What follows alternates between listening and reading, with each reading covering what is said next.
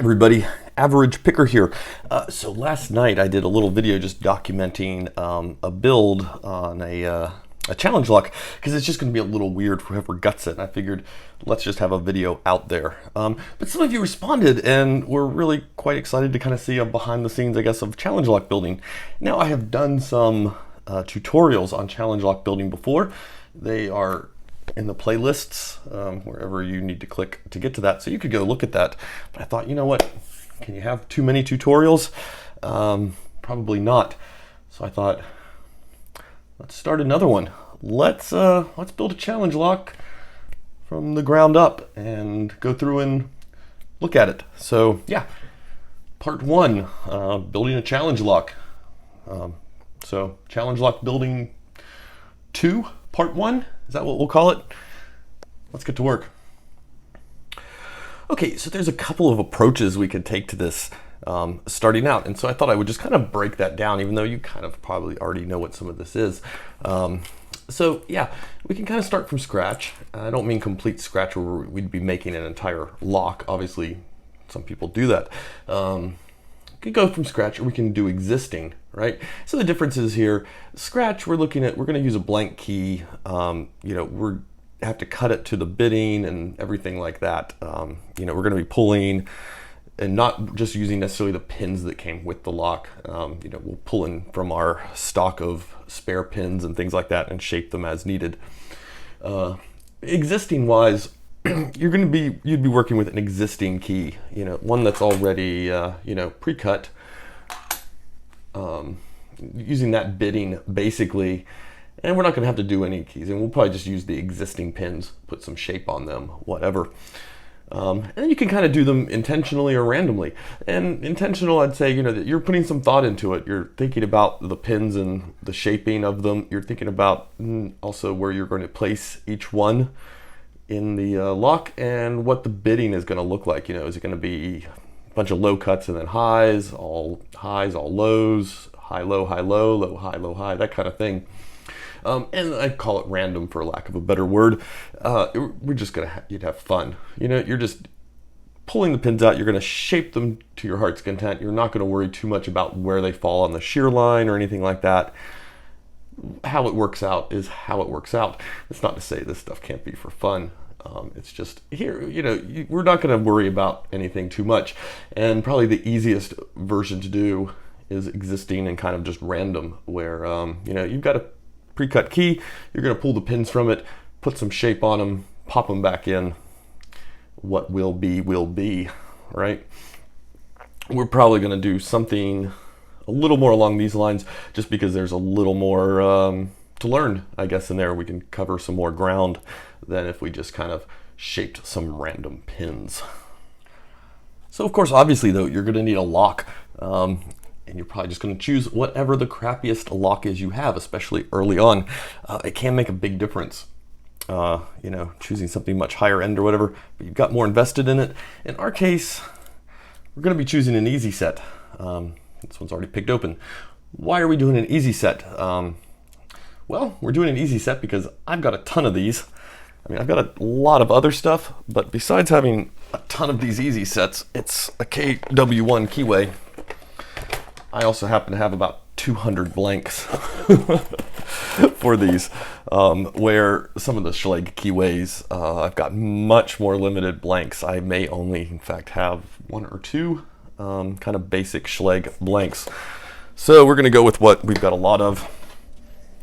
Easy set and a KW1 key. So tool-wise, what do we need? What can we use? We can use quite a wide range of things. And I'm not thinking of stuff that you're going to need for like disassembling the lock, like followers or tweezers, things like that. We're talking about pin shaping. So what are you going to use? So I really like these. These are jewelry files. I think I've also seen them listed as needle files before. This is my old set. They've lasted forever, and they're really nice. You can do some nice fine work with them. But the other nice thing is you can run them almost any direction you really want to. You don't have to think too much about them. And I forget who turned me on to these. These are really cool. These are jewelry saw blades. right? Now I actually still do not have the handle for the jewelry saw, but I still use these and they work quite well. This is a little guy, and he broke, but it turns out he works real well because I can kind of grab him and come in. It does not take a whole lot when you're shaping these pins. You don't have to do these huge strokes, and you can just kind of edge back and forth. And so, yeah, having a really short one often kind of works out pretty well. Long ones are nice because you can hold them and, you know, kind of do the same thing or kind of work them that way if you're working in a clamp or not. We're going to work without the clamp. You don't actually have to have one. And I picked up a ton of these in all different sizes. Off of Amazon, I think I only paid maybe, I don't know, $8 or $12 maybe, tops, for them. They're not the best quality. The really thin ones down here on this end, they do snap really easily. But there's enough of them and you get enough use out of them that by the time probably you snap one, you're gonna be okay. Now these are sort of, I don't know what officially these are called. These are sort of like jewelry saw blades or saw files, but they're much bigger. But again, you can work them any direction, fairly robust. And then we get into more of our straight files. And so use these guys quite a bit, you can tell. Now the thing to remember when you get into these kind of files though is these do have a direction, right? And it's typically, that's the direction on it. You don't want to pull it back and you don't want to sit there and saw with it. That will tear it up. That's pretty much the main ones I work with. You know, not necessarily these exact ones. I use all the different little, got a whole variety of little styles and stuff on them. But that's pretty much the assortment I work with. Now, of course, you can use some other stuff as well. Razor blades work really nicely. This one has gotten quite a bit of use, including cleaning up some JB Weld. Always handy to have it around though, and you can cut serrations with these guys too. I get kind of torn. I really like the jewelry saw blades, but sometimes, especially for starting a real fine serration, the razor blade works really well. The other nice thing though about the razor blade too is if you can get the pressure right, you can kind of just let it dance a little bit on the pin and you'll get this kind of random serration stuff going there, and it just kind of dirty serrates the pin, which can be quite problematic sometimes picking.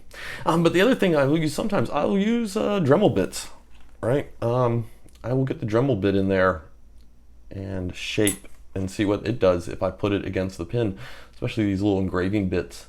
They work pretty well. You can just hold them, kind of get an angle on the pin and do some interesting cuts. I've even used stuff like this before, you know, just kind of straight against the pin. And it, you know, you get some interesting cuts sometimes happening with them. So you can use just about anything you can use to, you know, it's going to gouge the pin. You can use it to help shape the pin. So the other thing I use a lot, sandpaper. So this is a basic 600, I think, grit. Yeah, it's a 600 grit, a new strip.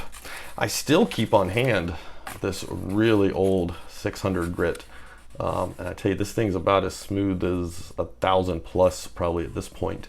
And I do often use this just for kind of doing a final polishing on pins sometimes. So yeah, that one keeps around. And I also keep this on hand. I got a little bit of 1500 grit. It's a little bit overkill. I found this stuff can be hard to find, but I found this much easier than just happenstance the day I went shopping.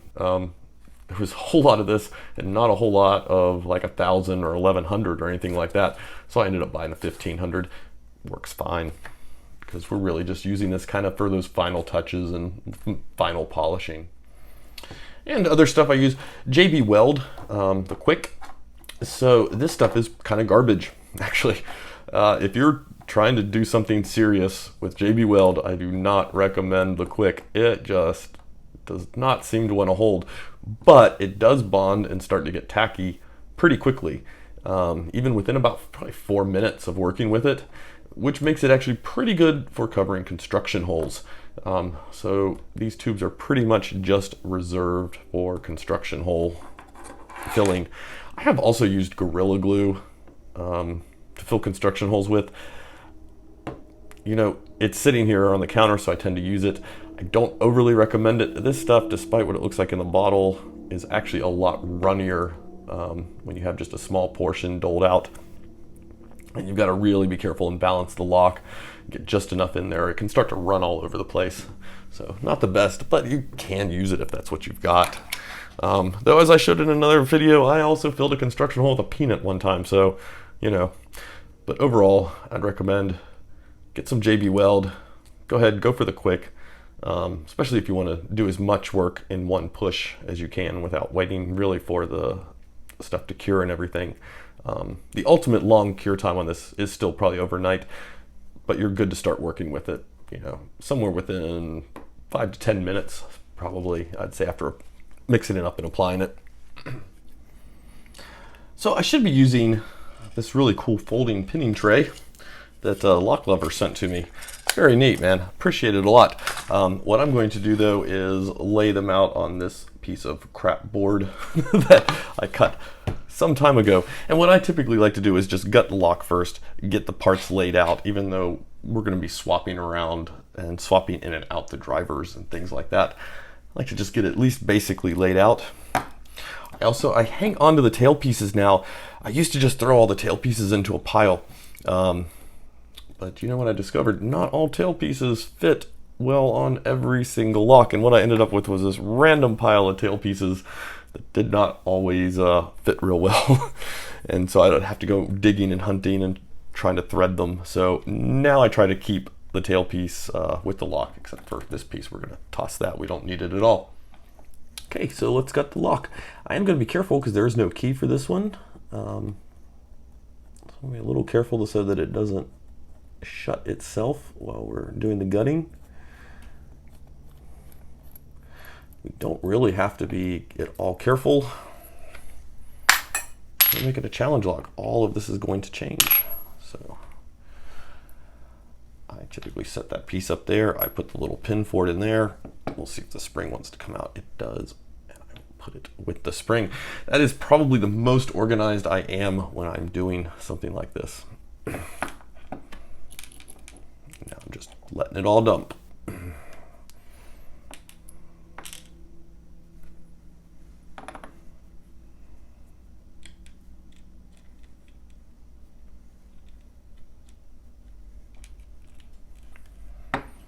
Push all the springs up here.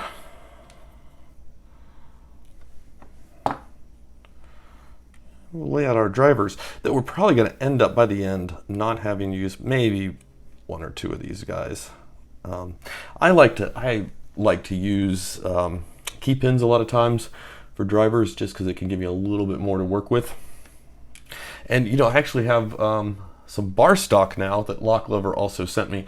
I should probably go in the other room and pull that out. It might be interesting to kind of work with that for the first time because I've never worked with I think it's 8mm bar stock that he sent.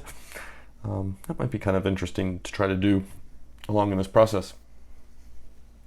So I have quite a few extra pins I can pull from, but sometimes I will look and just see what came out of the lock itself, because maybe that'll also inspire me or give me a key combination or something. You know, especially if I don't have anything particular in mind, which I really don't.